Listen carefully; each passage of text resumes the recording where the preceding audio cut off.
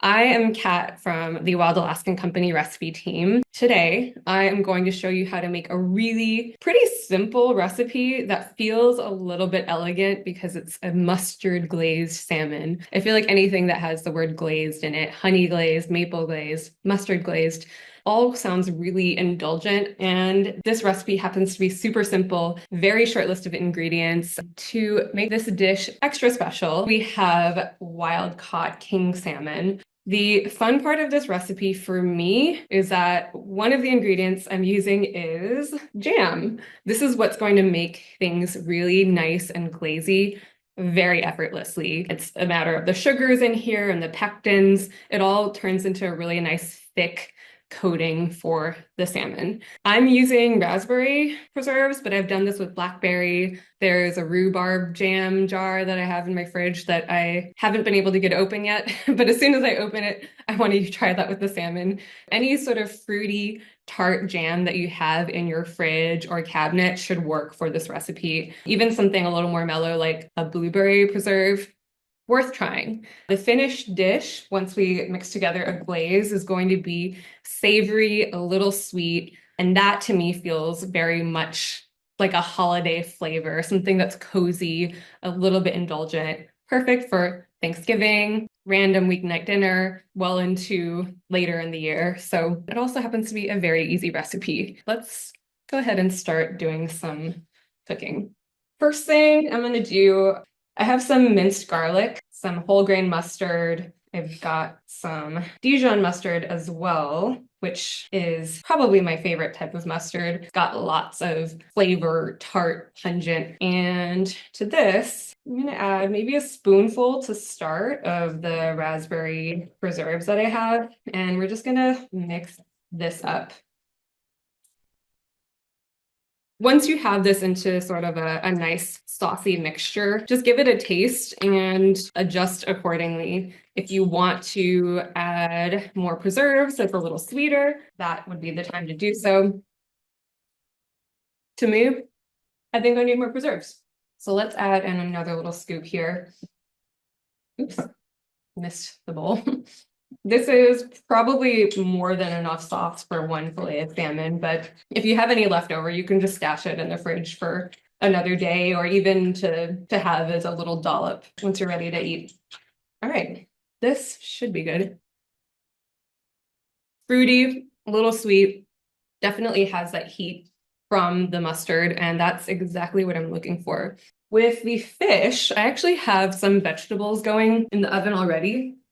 Just to make this a little holiday-ish, I had some Brussels sprouts, really simple, salt, pepper, olive oil. I actually tossed it in a little bit of the Dijon mustard and let this cook for about 20 minutes, basically while I was setting up.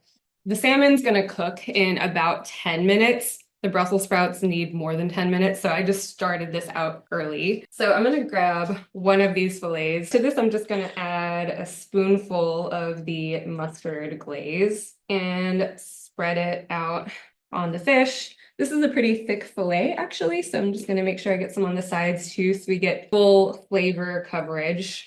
Actually, I have a little bit left in here, but I'm using more sauce than I thought I needed.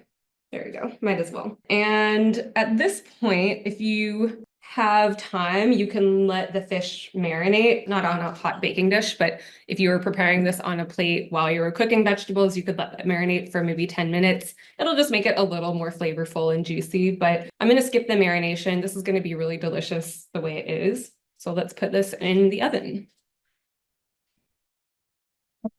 That salmon is just going to bake really gently underneath that glaze. The glaze will protect the fish itself from the heat. So what we have here, I have 3 different species of salmon from Alaska. These are all of the species that we have available right now. It's a little probably hard to tell, but this one here is sockeye, and you might be able to see that it's a bit redder than these 2 species. This is coho, this is that king that I had also on a side plate, but sockeye is always going to be a little bit redder in color. Also tends to be a thinner fillet generally because it is a smaller fish. And because it's a smaller fish, you're not going to be able to get a big cross section something like king salmon, something that we think of as a center cut of fish. Neither type of cut is inherently better. I think we just tend to see these in commercials and on recipe pictures because they look like they're going to cook more evenly and they're uniform, but it doesn't really matter what the cut is. It's all good fish. This is coho here. This has a little bit of like the belly flap on it. Coho tends to be a little bit thinner as well, but slightly bigger fish than sockeye. It's hard to tell because we're looking at fillets. These are all measured to be about 6 ounces. If you were to see the actual fish, you could definitely tell that sockeye maybe about this big. King salmon can be off the charts big. So a good way to just maybe for trivia to know what you're looking at is check out the skin. So king salmon, you tend to see these speckles, these little dark spots, and that's at the top of the fish, I believe. So you won't see something like spots on sockeye or coho. Sockeye has a pretty even color and looks a little bit like coho in a way, but coho has this more blue tinge. It's a little darker on top. Coho salmon is also called silver salmon because when you see the full fish, it has a more silvery appearance than something like sockeye. But those are kind of the general things that you can look for if you're curious. It also depends on the time of year that they're caught, what they end up looking like, but just a little fun fish trivia for you. Sockeye is going to be the firmest of the three in terms of texture and also the most maybe salmon-y in flavor. Like it's a very salmon-y salmon. Not that the others are not salmon, but coho and king are going to have more delicate flavors and they have a more delicate texture. King salmon especially is known to have a really flaky, succulent, like a succulent flake once it cooks up just because of the texture of the fish. So a lot of people love it for that. Of course, if you're cooking any fish right, it should be flaky and succulent, but this for sure is going to flake very differently than something like sockeye. King salmon is also known as Chinook, but it's the biggest species of wild salmon in the Pacific. It's also the state fish of Alaska. So out of all the salmons Alaska could have chosen, actually out of all of the fish species, they chose king. So it's that iconic, perhaps because of the size and also its importance. The oven temperature for this recipe, by the way, is 375.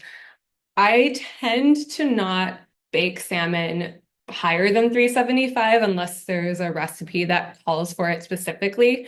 In terms of just having salmon on the baking sheet uncovered in an oven, I feel like 375 is a good temperature to work with because it's less likely for the fish to get tough and overcooked.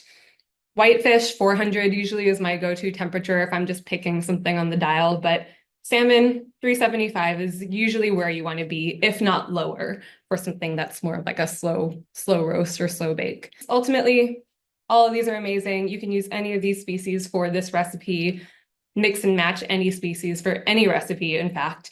But I for sure have my own personal preferences for what I think works well with a particular species. Really, it's personal preference. There are no right or wrong options. With that being said, let me pull out the fish. As you can see, maybe, because I didn't brine this, that's okay. But once salmon is in there for a while, you'll start to see this sort of white protein expel itself from the salmon. Totally normal. This happens with whitefish too. It's just more noticeable in salmon. If you were to let this fish marinate for 10 or 15 minutes in the glaze prior to baking, you'll notice a lot less of that. So I'm going to go ahead and put this on here and we'll see how flaky it is once I cut into this. I did kind of let this sit here to make sure that the fish cooked through. You don't have to let the fish rest if it's ready to go. Put on these perfectly cooked Brussels sprouts too. I like a nice crisp Brussels sprout, so you might have to use a higher temperature to start to get that kind of crisp. That's what I did, and then I lowered the temperature once I added the salmon. So this would be a great time to sprinkle on some fresh dill, some fresh tarragon, just a little zhuzh on top to kind of give it a fresh punch of color. But if this salmon's done, it's going to flake really easily, and that is perfect. It's literally falling apart as I'm pushing down on it, and that's what I'm looking for. I want really tender flakes of salmon, and I think this should be perfectly seasoned.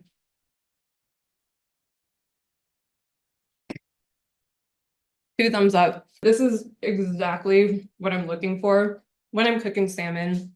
It's so juicy, so incredibly juicy. And that is the king, just being itself. Very moist. Sometimes king salmon is described as buttery and rich, but it's funny. The king that we have is leaner than the sockeye, but it feels like it has a more buttery, delicate texture, even though it's leaner. I don't know why that is, but it's just the way it is. It's super delicious. All right, well, that's it for the cooking. Thank you so much for coming. Join me next week. I'll be making a medley of sauces that you can serve with any species of seafood. It's really great for sharing and creating a meal that feels a little more festive and fun and fancy. You know, you're reaching over each other to dip something and getting it all over your shirt. Really fun. So that can go with any species, salmon, crab, shrimp, whatever. If you need sauce ideas, make sure you don't miss it. Hope to see you there. Live wild, everyone.